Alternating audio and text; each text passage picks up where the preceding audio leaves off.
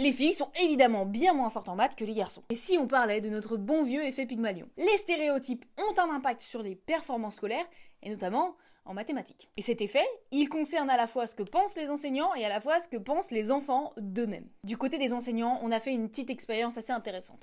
On leur a demandé de corriger des copies de maths identiques. Et on a seulement modifié les prénoms des élèves, en les catégorisant en deux groupes, d'un genre féminin et d'un genre masculin. Et par les résultats, il faut quand même un petit peu peur. On s'est rendu compte que les copies des garçons étaient légèrement surévaluées à la hausse, que les copies des filles étaient généralement sous-évaluées à la baisse, et que quand elles étaient déjà mauvaises, elles étaient encore plus mauvaises que les garçons. Bref, consciemment ou inconsciemment, une partie des enseignants pense que les filles sont effectivement moins fortes en maths que les garçons. Du côté des enfants maintenant, imaginez la petite Alice qui rentre à la maison et qui entend cette phrase. « Ah non mais Alice, elle est comme sa mère, hein. Elle est pas faite pour les maths. » Excusez-moi, je m'étouffe avec ma propre salive tellement cette phrase est lunaire. Cet exemple-là, c'est l'effet Pygmalion par excellence. L'enfant va finir par croire qu'effectivement, il est nul en maths, et donc va développer une certaine anxiété de performance à la vue d'un exercice de maths, et va donc devenir moins bonne. Mais si on propose à Alice le même exercice sous forme de dessin, et non pas de forme géométrique, eh ben on se rend compte qu'elle y arrive tout aussi bien que les garçons. Mais du coup, les stats, elles disent quoi, hein?